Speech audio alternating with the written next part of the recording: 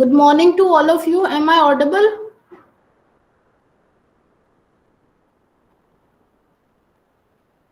आवाज आ रही है मेरी? Yes, ma'am. Yes, ma'am.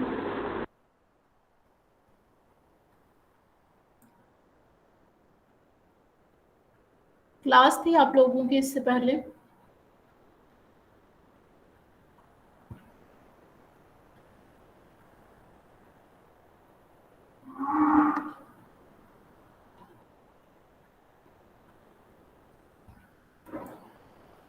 Screen visible है आप लोगों को? Yes, ma'am. तो कल हमने इंटर हेलोजन एनायंस का स्ट्रक्चर डिस्कस कर रहे थे। एक इंटर हेलोजन एनायन का स्ट्रक्चर हमने डिस्कस कर लिया था, which is ICl3 negative on the basis of VBT, that is valence bond theory. Next जो है inter halogen compound, that is penta atomic. Penta atomic inter halogen anions का मतलब है जिसमें 5 एटम्स है, और इंटर हेलोजन का मतलब है जिसमें 2 अलग तरह के हेलोजन एटम्स हैं। एनायंस का मतलब है कि पूरे उस पे इंटर हेलोजन पे नेगेटिव चार्ज है।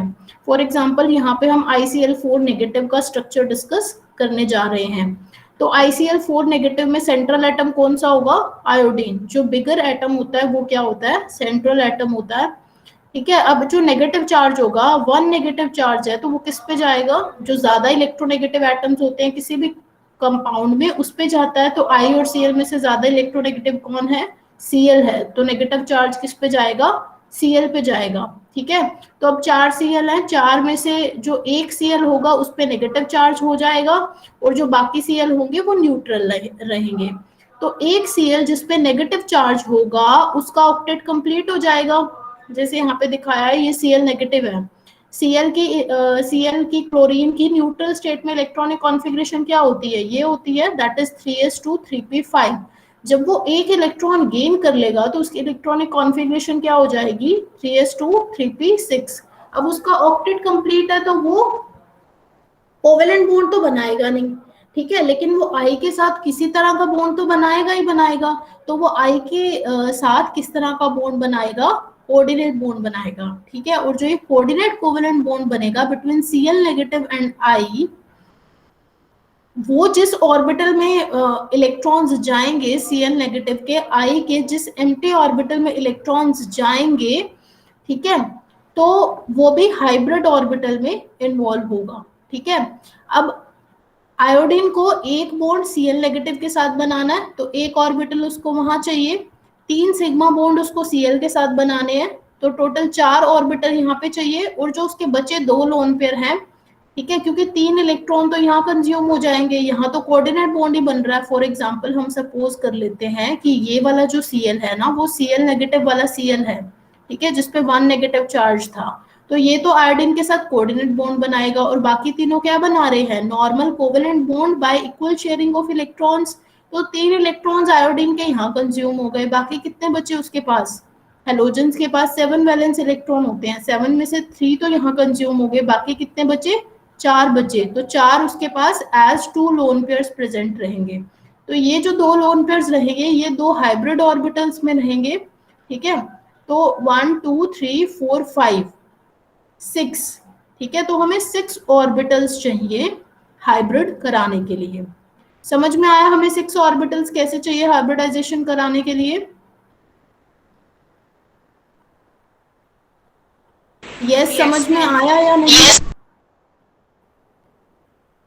ठीक है, तो जो आयोडीन है, atom undergoing sp3 due to hybridization, तो इसका हमने जो यहाँ पे इलेक्ट्रॉन था, ये वाला इलेक्ट्रॉन यहाँ पे एक्साइट कर दिया, तो ये 3 सिग्मा बॉन्ड बनाएगा 3 क्लोरीन एटम के साथ, इस वाले के साथ, इस वाले के साथ और इस वाले के साथ। ये वाला जो Cl नेगेटिव है, ये इसके एम्प्टी sp3d2 में अपने फील्ड 3p से आयोडीन के एम्प्टी sp3d2 में इलेक्ट्रॉन्स एंटर करेगा। ठीक है, और जो ये 2 लोन पेयर्स रहेंगे, ये भी हाइब्रिड sp3d2 ऑर्बिटल्स में रहेंगे। तो इसकी पूरी हाइब्रिडाइजेशन क्या हो जाएगी? sp3d2। sp3d2 हाइब्रिडाइजेशन में जो ज्योमेट्री होती है वो क्या होती है? ऑक्टाहेड्रल, लेकिन इसकी जो शेप होगी वो क्या होगी? Square planar. ठीक है, तो ऑक्टाहेड्रल ज्योमेट्री होगी, लेकिन इसकी स्क्वायर प्लेनर स्ट्रक्चर होगी, यहाँ पे दिया है। ठीक है, स्क्वायर प्लेनर स्ट्रक्चर होगी और ऑक्टाहेड्रल ज्योमेट्री होगी। तो आपको समझ में आया ICl4 नेगेटिव का स्ट्रक्चर स्क्वायर प्लेनर कैसे है और हाइब्रिडाइजेशन sp3d2 कैसे है।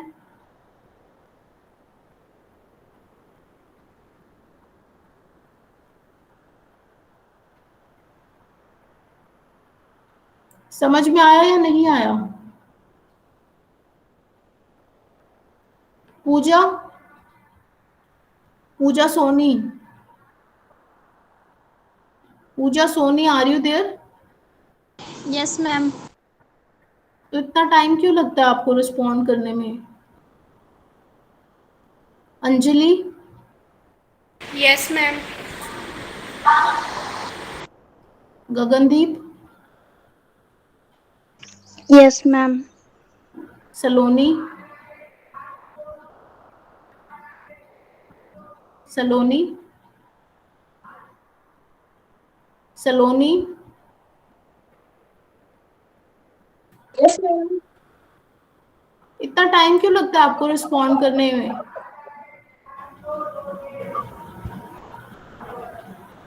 विपुल,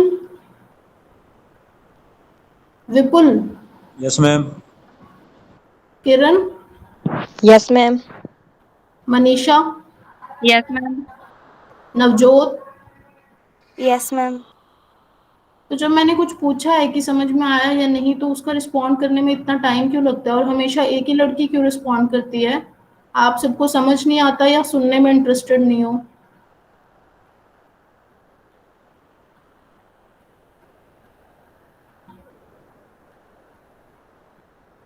बताओ,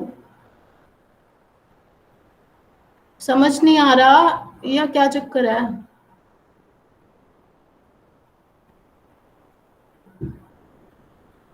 मैं आप लोगों से पूछ रही हूँ, पूजा, अंजलि, गगनदीप, सलोनी, विपुल, किरण, मनीषा, नवजोत। समझ। तो जब मैं पूछती हूँ ना, प्लीज सारे अपना माइक को ऑन करके रिस्पॉन्ड किया करो, ठीक है? हमेशा एक ही लड़की या एक ही लड़का रिस्पॉन्ड करता रहता है। समझ में आया? Yes, ma'am. Yes, ma'am. Yes ma'am. Yes थोड़ी मैम। ये कॉमन सेंस वाली चीजें हैं, ये सीख लो, काम आएंगी। कि रिस्पॉन्स करना चाहिए, हम यहाँ पागल नहीं बैठे हैं इतनी देर से। समझ में आया? समझ में आया?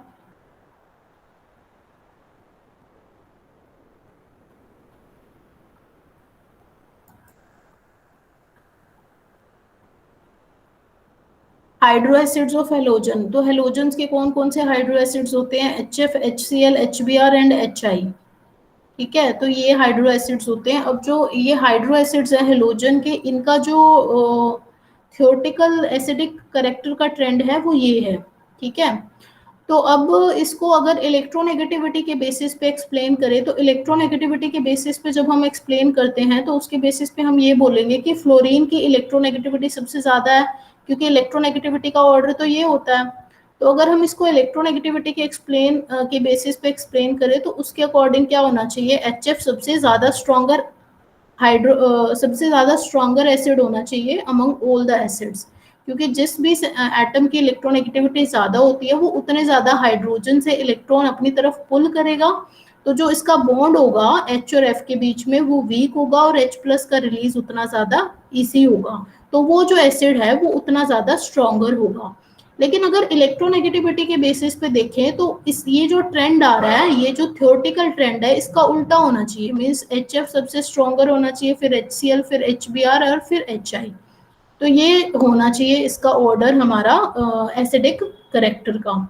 लेकिन ऐसा होता नहीं है, जो हमारा थ्योरेटिकल ऑर्डर है वो उसका एकदम रिवर्स है।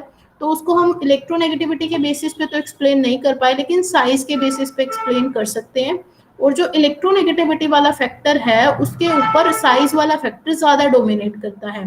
कि जैसे हम F से I मूव कर रहे हैं तो जो हेलोजन एटम है उसका साइज इंक्रीज हो रहा है। तो जब हेलोजन एटम का साइज इंक्रीज हो रहा है तो हाइड्रोजन और हेलोजन के बीच में जो बॉन्ड है वो वीक होगा। जितना बॉन्ड वीक होगा H प्लस का रिलीज उतना इजी होगा और वो एसिड उतना ज्यादा स्ट्रॉन्गर होगा। तो हम इसकी एसिडिक स्ट्रेंथ को इलेक्ट्रोनेगेटिविटी के बेसिस पे तो एक्सप्लेन नहीं कर सकते, लेकिन size of the central atom के बेसिस पे एक्सप्लेन कर सकते हैं, और साइज वाला फैक्टर इलेक्ट्रोनेगेटिविटी के ऊपर ज्यादा डोमिनेट करता है, ठीक है। So the effect of increase in size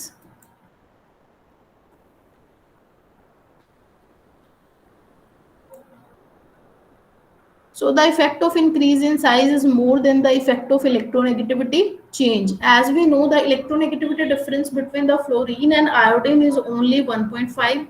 However, the size of the halogen becomes nearly double. तो फ्लोरीन और आयोडीन की इलेक्ट्रोनेगेटिविटी में तो बहुत कम डिफरेंस है, लेकिन साइज में ज्यादा डिफरेंस है, तो साइज वाला फैक्टर इलेक्ट्रोनेगेटिविटी के ऊपर डोमिनेट करता है, और इनके एसिड्स की एसिडिक स्ट्रेंथ को हम साइज से बढ़िया एक्सप्लेन भी कर सकते हैं। इलेक्ट्रोनेगेटिविटी से ये जो है ट्रेंड एक्सप्लेन नहीं हो पा रहा।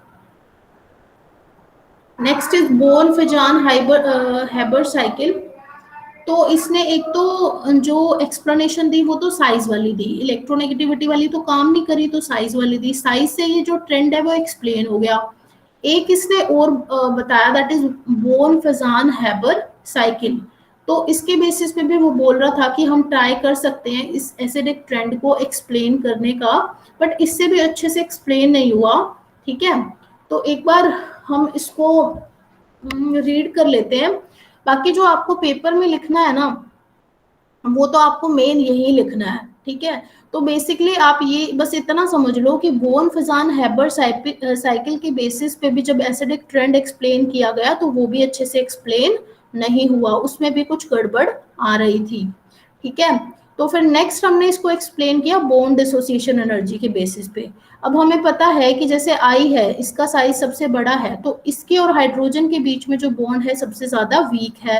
तो अगर जो बॉन्ड वीक होगा वो जल्दी ब्रेक होगा, ठीक है। बॉन्ड डिसोसिएशन एनर्जी कब कम होती है? जब बॉन्ड स्ट्रेंथ वीक होती है, ठीक है। तो इनके बीच में साइज बड़ा होने की वजह से बॉन्ड स्ट्रेंथ सबसे कम है, बॉन्ड स्ट्रेंथ कम है, तो ये बॉन्ड जल्दी ब्रेक होगा और ये स्ट्रॉन्गर एसिड की तरह बिहेव करेगा, ठीक है।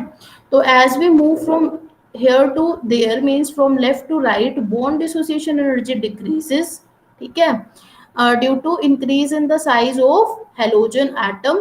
तो उससे क्या होगा, H प्लस का रिलीज इजी होगा और एसिडिक करेक्टर इंक्रीज होगा, ठीक है। तो बॉन्ड डिसोसिएशन एनर्जी के बेसिस पे एक्सप्लेन कर सकते हो, size of the halogen atom के बेसिस पे एक्सप्लेन कर सकते हो। Size of the halogen atom और बॉन्ड डिसोसिएशन एनर्जी तो एक दूसरे से रिलेटेड ही हो गए, ठीक है।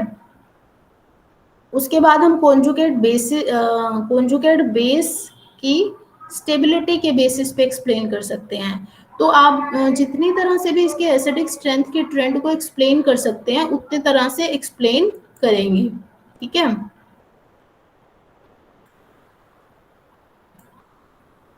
तो पहला हमने साइज के बेसिस पे एक्सप्लेन किया, फिर बॉन्ड डिसोसिएशन एनर्जी के बेसिस पे एक्सप्लेन किया, और एक हम इसको कॉन्जुगेट बेस की स्टेबिलिटी के बेसिस पे भी एक्सप्लेन कर सकते हैं। जैसे कोई भी हाइड्रो एसिड है, जब वो H प्लस रिलीज करेगा तो वो क्या बनाएगा, H plus plus x negative, ठीक है। तो ये जो X नेगेटिव होगा ये इस एसिड का क्या होगा, कॉन्जुगेट बेस होगा। ये X नेगेटिव क्या होगा, इस एसिड का कॉन्जुगेट बेस होगा। जो H प्लस रिलीज करने के बाद बनता है वो उसका कॉन्जुगेट बेस होता है उस एसिड का, ठीक है।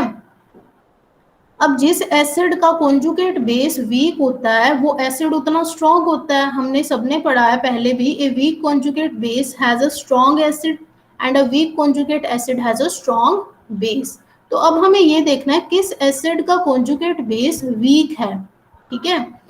और वो वीक कब होगा, किसी एसिड का कॉन्जुगेट बेस वीक कब होगा, जब उसकी H प्लस के साथ दोबारा से बाइंड होने की टेंडेंसी क्या होगी, कम होगी, तभी वो क्या होगा, वीक कॉन्जुगेट बेस होगा, ठीक है।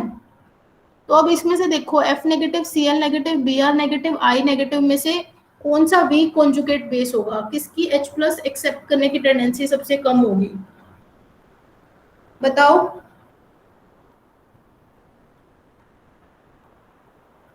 मैम रिपीट करना एक बार फिर से। कहाँ से रिपीट करना है, क्या चीज बतानी है मैम?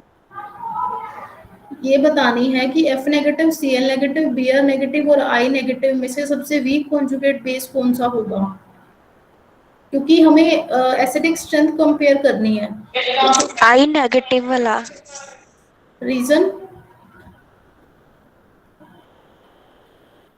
उसका साइज बड़ा है तो वो स्ट्रोंगर एच पॉजिटिव जल्दी रिलीज कर देगा, स्ट्रोंगर एसिड होगा तो वीक कॉन्जुगेट बेस ही होगा। नहीं, आप उल्टा एक्सप्लेन कर रहे हो। मैं ये बोल रही हूँ पहले कि आप ये बताओ कि कौन सा वीक कॉन्जुगेट बेस होगा, उसके बेसिस पे हम उसका एसिड कंपेयर करेंगे ना, कि किसका एसिड स्ट्रॉन्ग होगा। जिसका जितना वीक कॉन्जुगेट बेस होगा उसका उतना ज्यादा एसिड स्ट्रॉन्ग होगा। तो अब हमें ये कंपेयर करना है कि सारे एसिड के कॉन्जुगेट बेसिस में से किस एसिड का conjugate base weak conjugate base है, मैं ये पूछ रही हूँ। तो किस एसिड का conjugate base weak conjugate base होगा? मैम फ्लोरीन वाले का। रीजन? मैम इसकी इलेक्ट्रॉन डेंसिटी ज्यादा है तो मैम शायद इस कारण, और आगे जाएंगे तो इलेक्ट्रॉन डेंसिटी डिक्रीज होती जाएगी जिसके कारण वो कंजुगेट बेस बनते जाएंगे मैम। नहीं, बेस होता क्या है? बेस, यहाँ पे बेस की डेफिनेशन क्या है? बेस स्ट्रॉन्ग वही होगा जिसकी H प्लस के साथ कंबाइन होने की टेंडेंसी सबसे ज्यादा होगी। बेस का काम क्या होता है? प्रोटॉन को एक्सेप्ट करना। और एसिड का काम क्या होता है? प्रोटॉन को रिलीज करना। ठीक है, तो इन सारे बेसिस में से कौन सा वो बेस होगा जिसकी H प्लस के साथ कंबाइन होने की टेंडेंसी सबसे ज्यादा होगी? H प्लस क्या है? प्रोटॉन है। ठीक है, तो प्रोटॉन क्या है? इलेक्ट्रॉन डेफिशिएंट है, इसको क्या चाहिए? इलेक्ट्रॉन चाहिए। ठीक है, जब हम F नेगेटिव से I नेगेटिव जा रहे हैं तो साइज बड़ा होता जा रहा है, साइज बड़ा होता जा रहा है, इलेक्ट्रॉन डेंसिटी डिस्ट्रीब्यूट होती जा रही है। तो सबसे ज्यादा इलेक्ट्रॉन डेंसिटी किसके पास है? फ्लोरीन। F नेगेटिव के पास। ठीक है, फ्लोराइड आयन के पास। तो जिसके पास सबसे ज्यादा इलेक्ट्रॉन डेंसिटी है उसकी सबसे ज्यादा टेंडेंसी होगी कि वो H प्लस से कंबाइन होके वापस से क्या बना दे? एसिड बना दे। ठीक है, तो सबसे ज्यादा स्ट्रॉन्ग कॉन्जुगेट बेस कौन सा होगा? F नेगेटिव, फिर Cl नेगेटिव, फिर Br नेगेटिव। मींस इस तरह से होगा ना, इलेक्ट्रॉन डेंसिटी के बेसिस पे दे रहे। ये इंपॉर्टेंट है, क्वेश्चन आपको पेपर में पूछने के पूरे चांसेस हैं। ठीक है मैम मींस ये स्ट्रोंगर एफ नेगेटिव वाला स्ट्रोंगर बेस होगा। हाँ, स्ट्रॉन्गर बेस होगा क्योंकि इसकी इलेक्ट्रॉन डेंसिटी सबसे ज्यादा है। इलेक्ट्रॉन डेंसिटी सबसे ज्यादा है तो इसकी टेंडेंसी क्या होगी? प्रोटॉन के साथ एक्सेप्ट हो जाए। और अगर प्रोटॉन को, स्ट्रोंगर कॉन्जुगेट बेस की बात हो तो भी यही माना जाएगा। हाँ, F नेगेटिव सबसे स्ट्रॉन्ग कॉन्जुगेट बेस है क्योंकि इसके पास इलेक्ट्रॉन डेंसिटी सबसे ज्यादा है। ठीक है, क्योंकि इसका साइज सबसे छोटा है, बाकी तो साइज बड़ा होता जा रहा है ना। मैम फिर जिसका स्ट्रोंगर कॉन्जुगेटेड बेस होता है तो उसका एसिड वीक बनता हाँ, है। वीक होगा। तो इसीलिए F ओके नेगेटिव का मैम। जो HF है वो वीक एसिड है। ठीक है, ओके तो मैम। Means okay ma'am. उल्टा हो गया ना ट्रेंड, सारा इसका रिवर्स हो जाएगा ना। अब सबसे वीकेस्ट कॉन्जुगेट बेस कौन सा है इसमें से? आई नेगेटिव, तो उसका एसिड क्या होगा? सबसे स्ट्रॉन्ग होगा। ठीक है, मीन्स इसका उल्टा हो जाएगा ट्रेंड। और सबसे स्ट्रॉन्ग कॉन्जुगेट बेस का एसिड क्या होगा? सबसे वीक एसिड होगा। समझ में आया? Yes ma'am. तो इसको हम एक तो साइज के बेसिस पे एक्सप्लेन कर सकते हैं, बॉन्ड डिसोसिएशन एनर्जी के बेसिस पे एक्सप्लेन कर सकते हैं, और कॉन्जुगेट बेस के बेसिस पे एक्सप्लेन कर सकते हैं। ये वाला तुम्हें आना चाहिए, ये वाला रीजन, कॉन्जुगेट बेस वाला रीजन हम आगे भी यूज करेंगे। ऑक्सो एसिड्स ऑफ क्लोरीन की जब एसिडिक स्ट्रेंथ को कंपेयर करेंगे ना तो वहां भी यूज होगा। नेक्स्ट हमारे पास ये है कि जो ये हेलोजन के अगर हम डिफरेंट डिफरेंट हाइपोक्लोरिक एसिड की एसिडिक स्ट्रेंथ को कंपेयर करें तो ये ट्रेंड होगा। तुम रीजन बता सकते हो इसका? सब में हेलोजन की ऑक्सीडेशन स्टेट तो सेम है, +1 +1 +1। तो ये एसिडिक स्ट्रेंथ का रीजन बता सकते हो?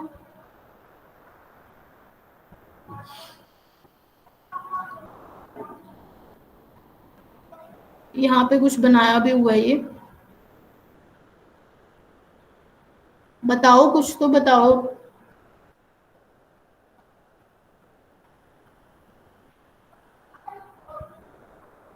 कुछ नहीं आ रहा किसी के माइंड में?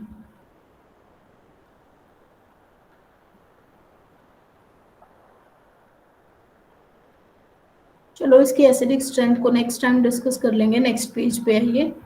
तो पहले हम हाइपोक्लोरिक एसिड की स्ट्रक्चर पढ़ लेते हैं। आपको हेलोजेंस के ऑक्सो एसिड्स की एक तो स्ट्रक्चर करनी है और एक उसकी एसिडिक स्ट्रेंथ करनी है, ठीक है। तो अब जैसे ये हमारे पास HClO, इसकी स्ट्रक्चर क्या होगी, हम यहाँ पे इसकी हाइपोक्लोराइट आयन की स्ट्रक्चर पढ़ते हैं, दैट इज OCl नेगेटिव, ठीक है। तो अब इसमें देखो, मीन्स ये ऑक्सो एसिड है, इसमें से H+ रिलीज कर देंगे तो क्या बनेगा, OCl नेगेटिव। तो हम OCl नेगेटिव की स्ट्रक्चर पढ़ते हैं।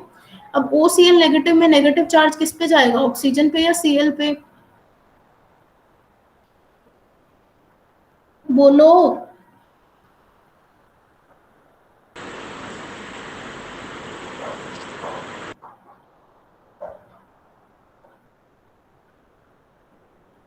नेगेटिव चार्ज किस पे जाएगा, ऑक्सीजन पे या Cl पे,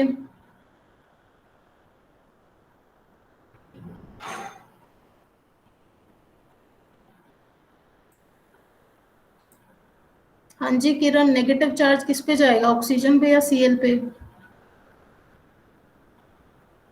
किरण। Yes ma'am. और नेगेटिव चार्ज किस पे जाएगा, ऑक्सीजन पे या Cl पे, Cl पे जाएगा मैम। क्यों, उसकी हाइब्रिडाइजेशन sp3 आएगी। तो नेगेटिव चार्ज का हाइब्रिडाइजेशन से क्या रिलेशन है, तुम्हें 0.001% भी समझ नहीं रहे हो जो मैं पढ़ा रही हूँ। स्टार्टिंग से ये चल रहा है, नेगेटिव चार्ज किस पे जाएगा, नेगेटिव चार्ज किस पे जाएगा, और अभी तक तुम्हें ये नहीं पता कि नेगेटिव चार्ज जाएगा किस पे। तो तुम्हें समझ क्या आ रहा है, मुझे ये नहीं समझ में आ रहा। फिर अंजलि, रोल नंबर 136, ये बताओ कि Cl पे क्यों जाएगा, क्योंकि वो ज्यादा इलेक्ट्रोनेगेटिव है। अच्छा, ऑक्सीजन और Cl में से Cl ज्यादा है। मैम ऑक्सीजन है ज्यादा इलेक्ट्रोनेगेटिव।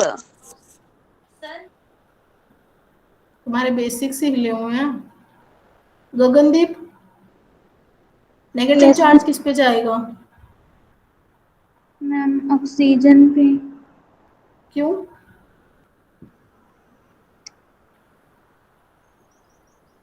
बोलो रीजन।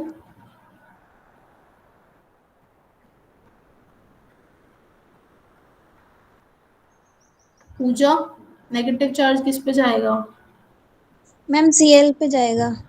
क्यों, मैम क्योंकि ऑक्सीजन एटम सिग्मा बॉन्ड बनाते हैं। तो उससे क्या होगा।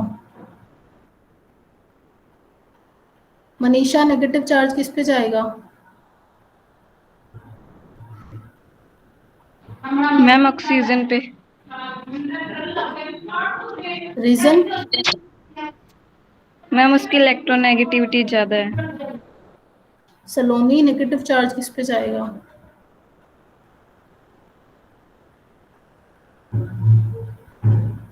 सलोनी, रोल नंबर 25, नेगेटिव चार्ज किस पे जाएगा,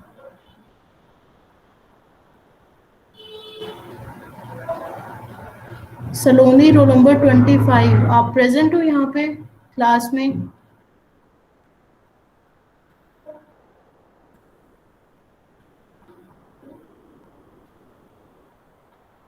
मनीषा, नेगेटिव चार्ज किस पे जाएगा,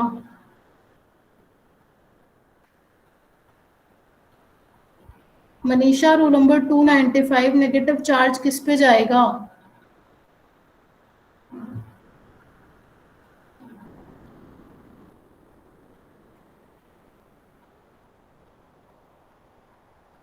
आप समझ क्या रहे हो, मुझे तो ये नहीं समझ में आ रहा। फिर मैंने इतना वो सारा स्ट्रक्चर एक्सप्लेन कर दिया, फिर आपको समझ में क्या आया है ना, आपने मेरे से पूछा।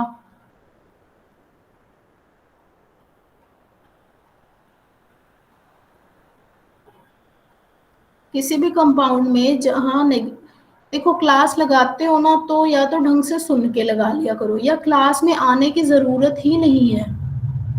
अगर सोते सोते क्लास लगानी है तो प्लीज क्लास में मत आया करो। तुम क्लास में भी 40 मिनट ध्यान से सुन लो ना जो मैं पढ़ा रही हूँ, और उस पर क्वेश्चन करो और उस पर आंसर दो, तो वो सफिशिएंट है। फिर डायरेक्ट पेपर में भी पढ़ोगे ना तो भी समझ में आएगा।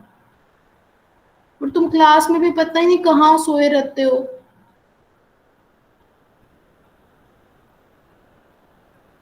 किसी भी कंपाउंड में अगर नेगेटिव चार्ज आता है तो वो हमेशा इलेक्ट्रोनेगेटिव एटम पे ही आता है। तो O और Cl में से ज्यादा इलेक्ट्रोनेगेटिव कौन है? ऑक्सीजन। तो नेगेटिव चार्ज किस पे आएगा? ऑक्सीजन पे आएगा। तो ऑक्सीजन की इलेक्ट्रॉनिक कॉन्फ़िगरेशन न्यूट्रल फॉर्म में कितनी होती है?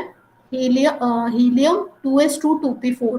लेकिन जब उस पे एक नेगेटिव चार्ज आ गया तो उसकी इलेक्ट्रॉनिक कॉन्फ़िगरेशन क्या होगी? 2s2 2p5। तो पहले उसको अपना ऑक्टेट कंप्लीट करने के लिए कितने इलेक्ट्रॉन्स चाहिए होते? हाँ जी, ऑक्सीजन को न्यूट्रल स्टेट में अपना ऑक्टेट कंप्लीट करने के लिए कितने इलेक्ट्रॉन्स चाहिए थे?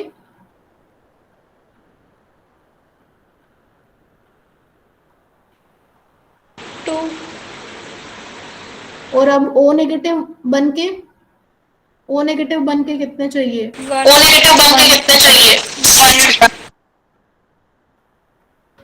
ठीक है। और जो Cl होता है उसको कितने इलेक्ट्रॉन चाहिए होते हैं अपना ऑक्टेट कंप्लीट करने के लिए? 1। तो O नेगेटिव और Cl दोनों को 1 इलेक्ट्रॉन चाहिए अपना ऑक्टेट कंप्लीट करने के लिए। तो वो एक दूसरे के साथ कैसा बॉन्ड बनाएंगे? 1 सिग्मा बॉन्ड। ठीक है। तो O नेगेटिव अपने 2p वाले इलेक्ट्रॉन की कोवेलेंट बॉन्डिंग करेगा इस वाले इलेक्ट्रॉन से Cl नेगेटिव के इस वाले इलेक्ट्रॉन से। ठीक है। अब जो Cl है वो इसमें सेंट्रल एटम है तो हम इसके ऑर्बिटल्स को हाइब्रिड कराएंगे, क्योंकि हम हमेशा सेंट्रल एटम के ऑर्बिटल्स की हाइब्रिडाइजेशन कराते हैं। जो साइड वाले एटम्स होते हैं, जैसे यहाँ पे साइड वाला एटम्स क्या है? ऑक्सीजन, उसके ऑर्बिटल्स की हाइब्रिडाइजेशन कराने की जरूरत नहीं होती, लेकिन सेंट्रल एटम के हाइब्रिड ऑर्बिटल ही साइड वाले एटम के अनहाइब्रिड ऑर्बिटल से ओवरलैपिंग करते हैं। ठीक है। तो यहाँ पे जो Cl O नेगेटिव है, O नेगेटिव के 2p5 वाले इलेक्ट्रॉन की किससे ओवरलैपिंग होगी? क्लोरीन के sp3 हाइब्रिड ऑर्बिटल से। तो एक क्या बनेगा? कोवेलेंट बॉन्ड बनेगा। ये इलेक्ट्रॉन किसका है? Cl का। और ये डॉटेड इलेक्ट्रॉन किसका है? O नेगेटिव का। ठीक है। ऐसे ही बनता है ना कोवेलेंट बॉन्ड, एक इलेक्ट्रॉन इस एटम का जाता है और दूसरा इलेक्ट्रॉन इस एटम का जाता है। ठीक है। और अब क्लोरीन के पास कितने इलेक्ट्रॉन थे? टोटल 7 इलेक्ट्रॉन्स थे। 7 में से जो 1 इलेक्ट्रॉन है वो O नेगेटिव के साथ कोवेलेंट बॉन्ड बनाने में बिजी हो गया। बाकी कितने बचे यहाँ पे? 3 लोन पेयर बचे। तो ये जो 3 लोन पेयर होंगे ये भी हाइब्रिड ऑर्बिटल में ही रहेंगे, यानी sp3 हाइब्रिड ऑर्बिटल में ही रहेंगे। ठीक है। तो यहाँ पे जो Cl O नेगेटिव है इसमें हाइब्रिडाइजेशन कितनी हो जाएगी इसकी? Cl की sp3, क्योंकि 4 ऑर्बिटल्स इन्वॉल्व हो रहे हैं ना इसमें, तो hybridization will be sp3। sp3 hybridization के केस में ज्योमेट्री क्या होती है? sp3 हाइब्रिडाइजेशन जहां पे होती है वहां ज्योमेट्री क्या होती है? हाँ जी, कोई बताएगा? जहां पे sp3 हाइब्रिडाइजेशन होती है वहां पे ज्योमेट्री होती है टेट्राहेड्रल। लेकिन टेट्राहेड्रल उस केस में होती है जहां पे 4 सिग्मा बॉन्ड बन रहे होते हैं। यहाँ पे एक सिग्मा बॉन्ड बन रहा है और 3 लोन पेयर बन रहा है। तो ज्योमेट्री में क्या हो जाएगा? डिस्टोर्शन हो जाएगा due to lone pair bond pair repulsion. तो अब जो हमारी ज्योमेट्री होगी वो क्या होगी? लीनियर होगी। ठीक है। समझ में आया सभी को? तो आपको ज्योमेट्री में टेट्राहेड्रल लिखना है और शेप क्या लिखना है? लीनियर लिखना है। समझ में आया? किसी को कोई डाउट है तो भी पूछ लो, बाद में जब मैं पूछूंगी तब सभी को आना चाहिए।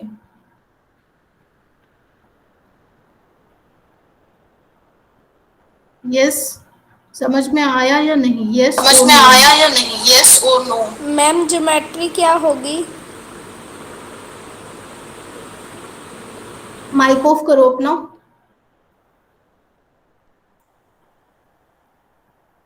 ज्योमेट्री होगी टेट्राहेड्रल। टेट्राहेड्रल पूरा लिख लेना, मैं यहाँ शॉर्ट में लिख रही हूँ। ठीक है। और शेप होगी लीनियर। लीनियर भी मैं शॉर्ट में लिख रही हूँ, एल आप पूरा लिख लेना लीनियर। ठीक है। ये होगा। और ये आपको हाइब्रिडाइजेशन आनी चाहिए, ये स्ट्रक्चर आनी चाहिए और इसके बारे में पता होना चाहिए। क्लियर है? Yes ma'am. Next is the structure of chlorous acid. Chlorous acid HClO2। Again इसमें भी एक ही प्रोटॉन रिलीज कर सकता है, ये मोनो बेसिक एसिड होगा, तो इसका एनायन क्या होगा, कॉन्जुगेट बेस क्या होगा, ClO2 नेगेटिव। आपको ये कॉन्जुगेट बेस के स्ट्रक्चर अच्छे से माइंड में फिल्टर कर ले हैं, ठीक है। नेक्स्ट इनका यूज भी होगा ClO2 नेगेटिव। तो ClO2 नेगेटिव में अगेन नेगेटिव चार्ज किस पे जाएगा, हाँ जी बोलो। ऑक्सीजन। ऑक्सीजन पे। तो अब यहाँ पे 2 ऑक्सीजन है, तो एक ऑक्सीजन पे नेगेटिव चार्ज हो गया, ठीक है। यूजली न्यूट्रल ऑक्सीजन को कितने इलेक्ट्रॉन्स चाहिए होते हैं अपना ऑक्टेट कंप्लीट करने के लिए, 2 इलेक्ट्रॉन्स चाहिए होते हैं, लेकिन अब इस पे एक नेगेटिव चार्ज आ गया, मीन्स एक ऑक्सीजन पे तो नेगेटिव चार्ज हो गया, एक ऑक्सीजन न्यूट्रल हो गया। तो जो न्यूट्रल वाला ऑक्सीजन है उसको 2 बॉन्ड बनाने हैं अपना ऑक्टेट कंप्लीट करने के लिए, तो एक वो सिग्मा बॉन्ड बनाएगा, दूसरा वो पाई बॉन्ड बनाएगा, ठीक है। 2 सिग्मा बॉन्ड तो नहीं बनते ना साथ में, एक सिग्मा बॉन्ड बनता है, एक पाई बॉन्ड बनता है। और जिसपे नेगेटिव चार्ज है उसके पास एक इलेक्ट्रॉन ऑलरेडी यहाँ पे फिल हो गया, तो अब उसको एक सिग्मा बॉन्ड बनाने की जरूरत है, ठीक है। समझ में आया, एक O नेगेटिव और दूसरे O न्यूट्रल का केस। ClO2 नेगेटिव में O नेगेटिव और O न्यूट्रल का केस समझ में आया कि उसको कितने बॉन्ड बनाने हैं और उसको कितने बॉन्ड बनाने हैं। Yes ma'am. Yes ma'am. तो अब जो सेंट्रल एटम Cl है, तो अब देखो एक सिग्मा बॉन्ड यहाँ बनेगा, दूसरे वाला जो न्यूट्रल वाला ऑक्सीजन है वो एक सिग्मा बॉन्ड बनाएगा और एक पाई बॉन्ड बनाएगा, ठीक है। तो अब जो पाई बॉन्ड है वो हाइब्रिडाइजेशन में काउंट नहीं होता, ठीक है, इसको तो हम अलग से ही रखते हैं, ये हाइब्रिडाइजेशन में काउंट नहीं होता। तो अब जो क्लोरीन है उसके कितने इलेक्ट्रॉन्स इन्वॉल्व होंगे, क्लोरीन के पास कितने इलेक्ट्रॉन्स होते हैं, टोटल 7 इलेक्ट्रॉन्स होते हैं, उसको सिग्मा बॉन्ड कितने बनाने हैं, टोटल बॉन्ड्स काउंट कर लो, उसके कितने इलेक्ट्रॉन्स खर्च हो रहे हैं बॉन्ड बनाने में, एक यहाँ पे और 2 यहाँ पे, तो टोटल 3 इलेक्ट्रॉन्स खर्च हो रहे हैं। और क्लोरीन की इलेक्ट्रॉनिक कॉन्फ़िगरेशन क्या होती है, 3s2 3p5, मीन्स ये वाला इलेक्ट्रॉन ग्राउंड स्टेट में कहाँ होता है, यहाँ होता है। तो अब 3 बॉन्ड बनाने के लिए उसको अपना ये वाला इलेक्ट्रॉन यहाँ पे एक्साइट करना पड़ेगा, तभी 3 बॉन्ड बनेंगे ना। अगर उसका ये वाला इलेक्ट्रॉन यहाँ पे रहेगा तो वो तो एज लोन पेयर रहेगा, वो बॉन्डिंग में पार्टिसिपेट नहीं करेगा, ठीक है। तो इसीलिए हमने क्लोरीन को यहाँ पे क्लोरीन के इस इलेक्ट्रॉन को यहाँ पे एक्साइट कर दिया, ठीक है। तो अब जो हमारे पास सिग्मा बॉन्ड बनेंगे, एक तो यहाँ पे बनेगा इस न्यूट्रल वाले ऑक्सीजन के साथ, और सॉरी O नेगेटिव वाले ऑक्सीजन के साथ, और एक न्यूट्रल वाले ऑक्सीजन के साथ, ठीक है। तो ये 2 सिग्मा बॉन्ड हमने दिखा दिए। पाई बॉन्ड भी बनेगा ऑक्सीजन के p पाई ऑर्बिटल का और क्लोरीन के d पाई ऑर्बिटल का, तो यहाँ d पाई p पाई बॉन्डिंग हो रही है। और जो ये 2 लोन पेयर्स बच गए ये sp3 ऑर्बिटल्स में रहेंगे। यहाँ पे हाइब्रिडाइजेशन गलत लिखी हुई है, sp2 लिखी हुई है, यहाँ sp3 आएगा, ठीक है, इसको करेक्ट कर लेना अपनी बुक्स में भी।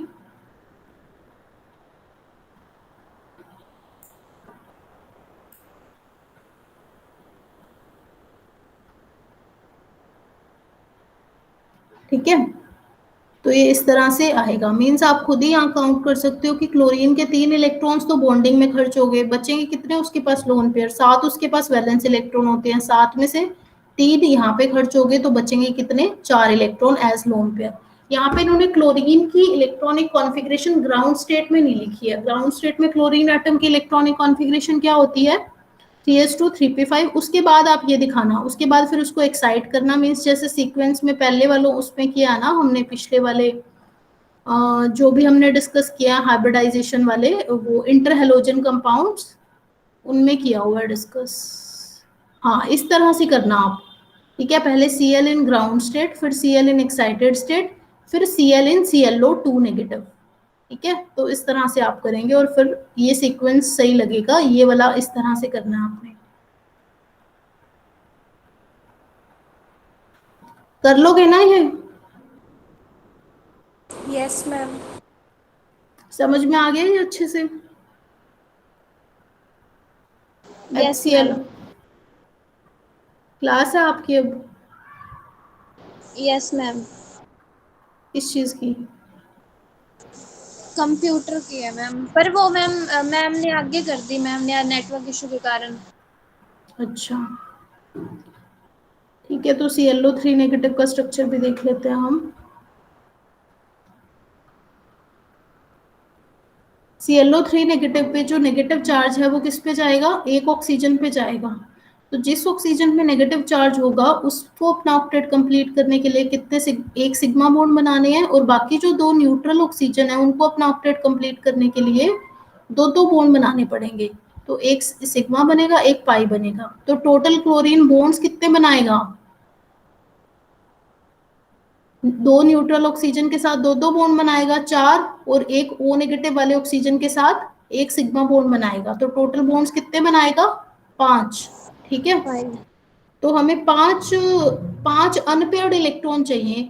ठीक है, लेकिन ग्राउंड स्टेट में क्लोरीन के पास 5 अनपेयर्ड इलेक्ट्रॉन तो नहीं होते। ग्राउंड स्टेट में क्लोरीन के पास कितने अनपेयर्ड इलेक्ट्रॉन होते हैं, ये वाला इलेक्ट्रॉन भी यहाँ होता है, ये वाला इलेक्ट्रॉन भी यहाँ होता है। ग्राउंड स्टेट में सिर्फ एक ही इलेक्ट्रॉन ये वाला प्रेजेंट होता है। तो हमें एक्साइटेड स्टेट में क्लोरीन के इन इलेक्ट्रॉन्स को एम्प्टी डी ऑर्बिटल्स में एक्साइट करना पड़ेगा, क्योंकि हमें 5 इलेक्ट्रॉन्स चाहिए बॉन्डिंग करने के लिए।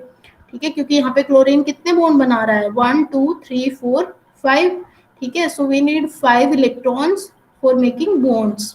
ठीक है, अब ये 5 इलेक्ट्रॉन्स तो यहाँ से आ गए। एक जो लोन पेयर रहेगा वो भी हाइब्रिड ऑर्बिटल में रहेगा। ठीक है, अब देखो यहाँ पे क्लोरीन सिग्मा बॉन्ड कितने बना रहा है, 1 2 3। ठीक है, तो ये वाले 3 इलेक्ट्रॉन सिग्मा बॉन्ड में खर्च हो जाएंगे, और ये वाला लोन पेयर ऐसे का ऐसे ही रखा रहेगा। तो हाइब्रिडाइजेशन कितनी करानी पड़ेगी हमें, बाकी तो पाई बॉन्ड बन रहे हैं, पाई बॉन्ड तो हाइब्रिड ऑर्बिटल में काउंट ही नहीं हो रहे। तो हमें कितने ऑर्बिटल्स को हाइब्रिड कराना पड़ेगा, 1 s को और 3 p को। ये वाले तो हाइब्रिडाइजेशन में काउंट ही नहीं होंगे। ठीक है, तो हाइब्रिडाइजेशन क्या हो जाएगी, sp3। समझ में आया। Yes ma'am. तो फिर अब हम बॉन्डिंग करा देते हैं। अब हमने ग्राउंड स्टेट इलेक्ट्रॉनिक कॉन्फ़िगरेशन समझ ली, एक्साइटेड स्टेट इलेक्ट्रॉनिक कॉन्फ़िगरेशन समझ ली, हाइब्रिडाइजेशन समझ ली। अब हम इनकी बॉन्डिंग करा देते हैं। तो जो ClO नेगेटिव से बॉन्ड करेगा तो उसको तो एक सिग्मा बॉन्ड ही बनाना है। ठीक है, और जो Cl न्यूट्रल वाले ऑक्सीजन एटम से बॉन्डिंग करेगा उसको सिग्मा बॉन्ड भी बनाना है और पाई बॉन्ड भी बनाना है। तो सिग्मा बॉन्ड तो इसके वो हाइब्रिड ऑर्बिटल से बनाएगा, और पाई बॉन्ड वो इसके अनहाइब्रिड वाले ऑर्बिटल से बनाएगा। ये पाई बॉन्ड इधर मत दिखा देना, वो गलत हो जाएगा, क्योंकि पाई बॉन्ड जो है वो हाइब्रिड ऑर्बिटल से नहीं बनते, वो अनहाइब्रिड ऑर्बिटल से बनते हैं। ठीक है, तो यहाँ पे प्योर पाई बॉन्ड बनाने के लिए प्योर डी पाई पी पाई बॉन्डिंग होगी। ठीक है, और सिग्मा बॉन्ड बनाने के लिए sp3 ऑर्बिटल्स और इसके 2p ऑर्बिटल्स के बीच में ओवरलैपिंग होगी। ठीक है, तो एक जो इसका सिग्मा बॉन्ड बच गया दूसरे वाले न्यूट्रल ऑक्सीजन से बना देंगे, और ये वाला न्यूट्रल ऑक्सीजन पाई बॉन्ड भी बनाएगा तो वो इसके साथ बना लेगा। ठीक है, अब यहाँ पे हाइब्रिडाइजेशन हो गई sp3। ठीक है, यहाँ पे मैंने शेप नहीं बताई आपको। देखो हाइब्रिडाइजेशन तो सारे क्लोरीन के सारे ऑक्सो एसिड्स में हाइब्रिडाइजेशन तो sp3 ही है, तो ज्योमेट्री तो टेट्राहेड्रल ही है, लेकिन शेप क्या है, due to lone pair bond pair distortion. ClO2 negative की क्या है, एंगुलर। ClO नेगेटिव की क्या बताई थी मैंने, लीनियर। ठीक है, ClO नेगेटिव की क्या बताई थी, लीनियर। ClO2 नेगेटिव की क्या है, एंगुलर।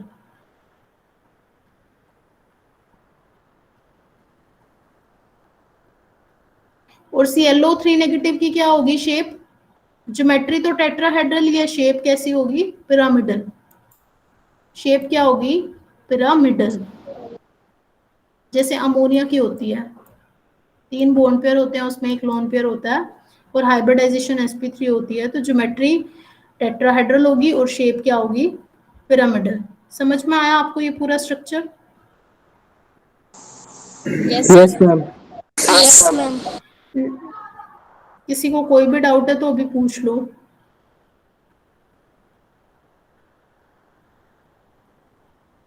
नेक्स्ट इज पर क्लोरिक एसिड और HClO4।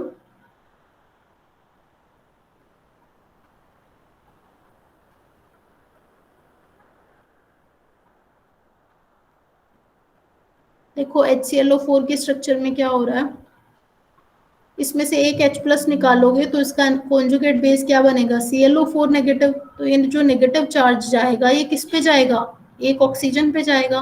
तो जिस ऑक्सीजन पे ये नेगेटिव चार्ज आएगा उसको अपना ऑक्टेट कंप्लीट करने के लिए सिर्फ एक सिग्मा बॉन्ड बनाना पड़ेगा, और बाकी 3 ऑक्सीजन एटम्स को अपना ऑक्टेट कंप्लीट करने के लिए 2-2 बॉन्ड बनाने पड़ेंगे, यानी एक सिग्मा एक पाई, एक सिग्मा एक पाई, एक सिग्मा एक पाई।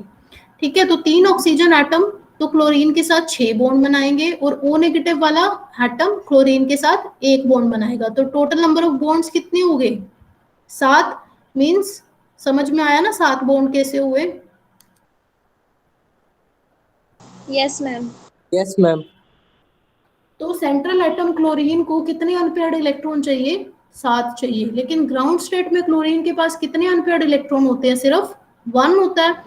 तो उसको अपने सारे इलेक्ट्रॉन्स एक्साइट कराने पड़ेंगे, इवन 3s वाला भी एक्साइट कराना पड़ेगा। पहले वालों में हमने 3s एक्साइट नहीं कराया था, लेकिन इस बार वाले में हमें 3s वाला भी एक्साइट कराना पड़ेगा d ऑर्बिटल्स में। ठीक है, तो यहाँ पे 7 इलेक्ट्रॉन हो गए, 3 3 6 और एक 7। ठीक है, तो अब काउंट करो कि सिग्मा बॉन्ड कितने बनाने हैं। न्यूट्रल ऑक्सीजन के साथ 3 सिग्मा बॉन्ड बनेंगे, और जो O नेगेटिव वाला ऑक्सीजन है उसके साथ 1 सिग्मा बॉन्ड बनेंगे, तो 4 सिग्मा बॉन्ड बन रहे हैं। ठीक है, लोन पेयर कोई बचा नहीं, 4 सिग्मा बॉन्ड बन रहे हैं। तो सिग्मा बॉन्ड वाले इलेक्ट्रॉन किस में जाएंगे, हाइब्रिड ऑर्बिटल में, और पाई बॉन्ड वाले इलेक्ट्रॉन किस में जाएंगे, अनहाइब्रिड ऑर्बिटल में। तो सिग्मा बॉन्ड वालों को हाइब्रिड करा दो, तो हाइब्रिडाइजेशन कितनी हो जाएगी, sp3। ठीक है, 4 सिग्मा बॉन्ड बन जाएंगे ना यहाँ पे, और 3 क्या बनेंगे, पाई बॉन्ड बनेंगे। तो यहाँ पे क्या हो जाएगी हाइब्रिडाइजेशन, sp3। अब इनकी बॉन्डिंग दिखा दो, एक सिग्मा बॉन्ड O नेगेटिव से, एक सिग्मा बॉन्ड, एक सिग्मा बॉन्ड तीनों न्यूट्रल ऑक्सीजन एटम से दिखा दो, और बाकियों से क्या दिखा दो, जो न्यूट्रल ऑक्सीजन एटम है उनसे क्या दिखा दो, पाई बॉन्ड दिखा दो। समझ में आया ये स्ट्रक्चर। Yes ma'am.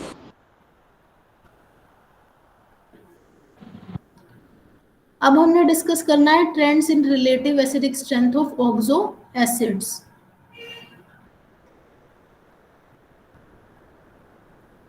तो जैसे हम पहले बोल रहे थे ना कि जो ये हाइपोक्लोरिक क्लोरस एसिड थे, हाइपोक्लोरिक एसिड, इसमें जो सारे हेलोजन एटम्स थे इनकी ऑक्सीडेशन स्टेट क्या है, +1 +1 +1। ठीक है, तो अब इनके फिर हम एसिडिक कैरेक्टर एक्सप्लेन कैसे करेंगे। आपको उसने बता दिया कि एसिडिक स्ट्रेंथ का ट्रेंड ये है कि HClO सबसे ज्यादा स्ट्रॉन्गेस्ट एसिड है और HIU सबसे वीकेस्ट एसिड है। अब इसका रीजन किस बेसिस पे एक्सप्लेन करेंगे, इलेक्ट्रॉन एक्टिविटी के बेसिस पे। हमें पता है क्लोरीन की सबसे ज्यादा इलेक्ट्रॉन एक्टिविटी होती है, उसके बाद ब्रोमीन की होती है, उसके बाद आयोडीन की होती है।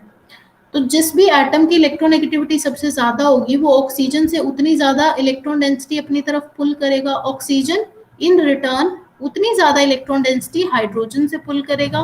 ठीक है, तो फिर यहाँ पे जो बॉन्ड होगा अल्टीमेटली ये वाला बॉन्ड क्या हो जाएगा, वीक हो जाएगा। जितना ये बॉन्ड वीक होगा उतनी जल्दी क्या होगा, ब्रेक होगा, और जितनी जल्दी ये बॉन्ड ब्रेक होगा H+ उतनी जल्दी बाहर निकलेगा, और ये एसिड उतना ज्यादा स्ट्रॉन्ग होगा। ठीक है, लेकिन अब जो इलेक्ट्रोनेगेटिविटी है, जैसे I की इलेक्ट्रोनेगेटिविटी सबसे कम है, तो ये उतनी इलेक्ट्रॉन डेंसिटी अपनी तरफ पुल नहीं कर पाएगा जितनी Cl कर रहा है अपनी तरफ। ठीक है, यहाँ पे देखो 2 एरो दिखाए हैं, यहाँ पे 1 एरो दिखाया, क्योंकि इसकी इलेक्ट्रोनेगेटिविटी सबसे कम है, तो ये कम इलेक्ट्रॉन डेंसिटी अपनी तरफ पुल करेगा ऑक्सीजन से। ऑक्सीजन इन रिटर्न हाइड्रोजन से भी कम इलेक्ट्रॉन डेंसिटी पुल करेगा, तो ये बॉन्ड उतना वीक नहीं हो पाएगा। वीक नहीं हो पाएगा तो H+ इजीली रिलीज नहीं होगा, और H+ इजीली रिलीज नहीं होगा तो ये कैसा एसिड होगा, वीकर ऑक्सो एसिड होगा, वीकेस्ट ऑक्सो एसिड होगा। ठीक है, तो जैसे जैसे इलेक्ट्रोनेगेटिविटी इंक्रीज हो रही है एसिडिक कैरेक्टर इंक्रीज हो रहा है। रीजन आप एक्सप्लेन कर ही दोगे जो मैंने बता दिया, tendency to pull the electrons from the hydrogen atom as electronegativity decreases from chlorine to iodine, tendency to pull the electrons from hydrogen decreases. Consequently, the release of H+ ion from HClO will be easier than HBRO. Similarly, the release of H+ ion from HBRO will be easier than from HIU. ठीक है, thus the acidic strength decreases in this order. समझ में आया ये? Yes ma'am. Yes ma'am.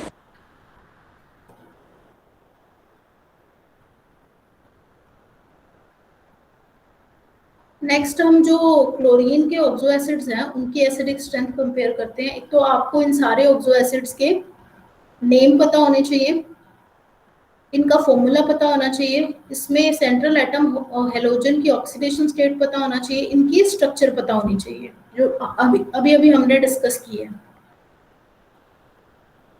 तो अब इनकी acidic strength का ऑर्डर ये है, उसने बता दिया कि ये इन ऑक्सो एसिड की स्ट्रेंथ का ऑर्डर है। अब इसकी एसिडिक स्ट्रेंथ का ऑर्डर एक तो आप ऑक्सीडेशन स्टेट के बेसिस पे एक्सप्लेन कर सकते हो कि जैसे जैसे ऑक्सीडेशन स्टेट इंक्रीज हो रही है सेंट्रल एटम पे, जैसे यहाँ पे क्लोरीन की ऑक्सीडेशन स्टेट +7 है, यहाँ पे +5 है, यहाँ पे +3 और यहाँ पे +1 है। तो जिस भी सेंट्रल एटम पे जितनी ज्यादा ऑक्सीडेशन स्टेट होगी वो उतना ज्यादा इलेक्ट्रॉन डेफिशिएंट होगा। जितना वो इलेक्ट्रॉन डेफिशिएंट होगा उतना वो ऑक्सीजन से इलेक्ट्रॉन डेंसिटी अपनी तरफ पुल करेगा। ऑक्सीजन इन रिटर्न हाइड्रोजन से इलेक्ट्रॉन डेंसिटी पुल करेगा। ठीक है, तो ऑक्सीजन और हाइड्रोजन के बीच का बॉन्ड क्या होगा? वीक होगा। जितना ऑक्सीजन और हाइड्रोजन के बीच का बॉन्ड वीक होगा उतना वो जल्दी ब्रेक होगा, उतना जल्दी H+ रिलीज होगा और वो उतना ज्यादा स्ट्रॉन्गर एसिड होगा। ठीक है, तो जैसे जैसे ऑक्सीडेशन स्टेट डिक्रीज हो रही है, Cl पे चार्ज कम हो रहा है, तो वो इलेक्ट्रॉन डेंसिटी जैसे जैसे ऑक्सीडेशन स्टेट डिक्रीज हो रही है कम पुल करेगा। जैसे ऑक्सीडेशन स्टेट इंक्रीज होगी वो इलेक्ट्रॉन डेंसिटी ज्यादा पुल करेगा ऑक्सीजन से, ऑक्सीजन हाइड्रोजन से, बॉन्ड वीक होगा, H+ का रिलीज इजी होगा और एसिडिक कैरेक्टर इंक्रीज होगा। समझ में आया कि ऑक्सीडेशन स्टेट के बेसिस पे मैंने कैसे एक्सप्लेन किया एसिडिक स्ट्रेंथ को? Yes ma'am. सभी को? Yes, ma'am. Yes ma'am. Yes, ma'am. एक और देखो, ये वाला तो एक्सप्लेन कर दिया हमने ऑक्सीडेशन स्टेट के बेसिस पे। अगर आपसे पेपर में ऑक्सो एसिड्स के, क्लोरीन के ऑक्सो एसिड्स के एसिडिक कैरेक्टर का ट्रेंड पूछा जाता है तो आप जितने भी रीजन दे सकते हो सारे दोगे। जैसे यहाँ पे ऑक्सीडेशन स्टेट वाला दे देना, ठीक है, और जो नेक्स्ट रीजन हम एक्सप्लेन करने जा रहे हैं वो भी आप दे देना। ठीक है, जैसे कि नेक्स्ट हम एक्सप्लेन करेंगे, जैसे हमने हेलोजन के हाइड्रा एसिड्स के एसिडिक स्ट्रेंथ को कंपेयर किया था, HF, HCl, HBr, HI के एसिडिक स्ट्रेंथ को हमने किसके बेसिस पे एक्सप्लेन किया था? कॉन्जुगेट बेसिस की स्ट्रेंथ के बेसिस पे एक्सप्लेन किया था।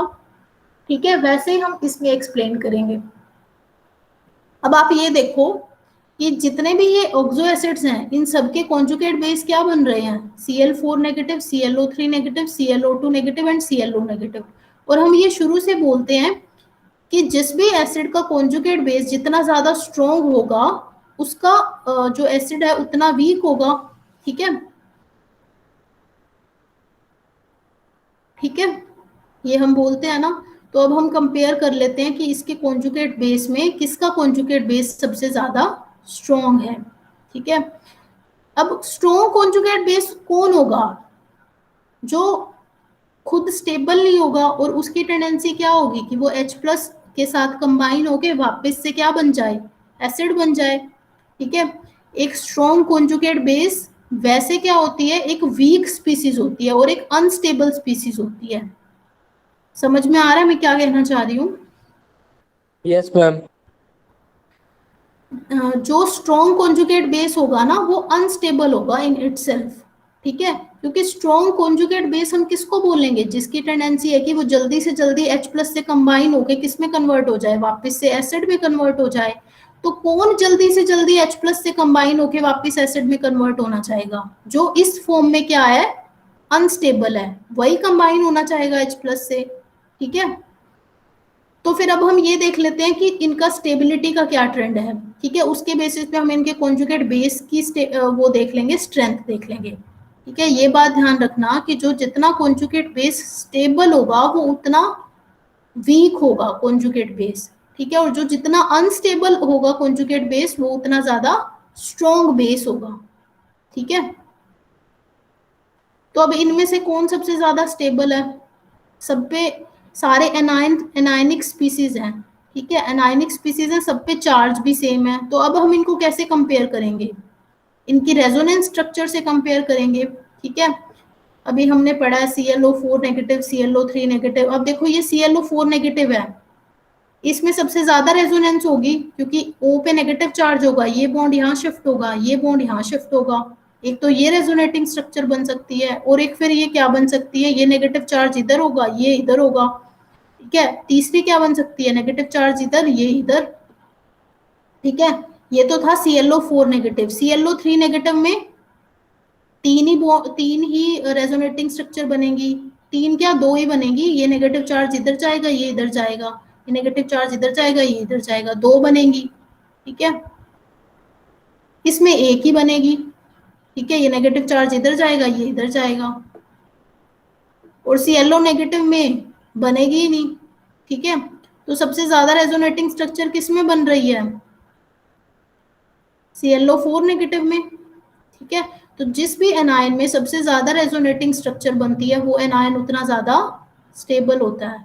तो ClO4 negative is more stable as compare to ClO3 negative, which in return is more stable as compare to ClO negative, ठीक है। रीजन क्या है इनका, as the number of resonating structure increases, as tendency to resonance, या फिर as resonance लिख दो सीधा, as resonance increases stabilization of these anions increases, ठीक है। अब सबसे ज्यादा स्टेबल कॉन्जुगेट बेस कौन सा हो गया, ClO4 नेगेटिव, ठीक है। अब ये इतना स्टेबल है तो ये वीक कॉन्जुगेट बेस होगा, समझ में आ रहा है,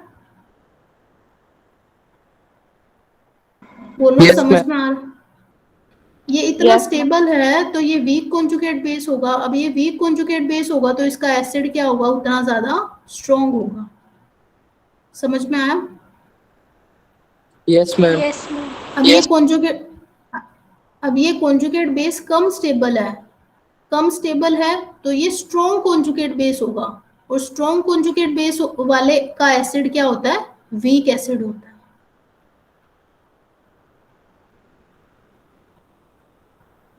देखो यहाँ पे इन्होंने एक्सप्लेन किया हुआ है, स्टेबिलिटी ऑफ आयन इंक्रीजेस, जितना ज्यादा स्टेबिलिटी इंक्रीज होगी, मैक्सिमम स्टेबिलिटी, ठीक है। तो स्टेबिलिटी इंक्रीज हो रही है तो उनकी जो स्टेबिलिटी इंक्रीज हो रही है, लेकिन जो कॉन्जुगेट बेस है उसका जो ट्रेंड है वो डिक्रीज होगा, ठीक है, उल्टा हो जाएगा। स्टेबिलिटी तो इस डायरेक्शन में जा रही है, कॉन्जुगेट बेस की स्ट्रेंथ इस डायरेक्शन में हो जाएगी, और एसिडिक स्ट्रेंथ उल्टी फिर हो जाएगी, वापस से रिवर्स डायरेक्शन में, यहाँ दिखा रहा था। इसके रिगार्डिंग किसी को कोई डाउट है तो अभी पूछ लो, कल मैंने पूछना है फिर इसके बारे में आपसे। हाँ जी, किसको कोई डाउट नहीं है, No, ma'am. ठीक है, पढ़ लेना, फिर ये कल हम उसको डिस्कस कर लेंगे। लीव कर दो क्लास।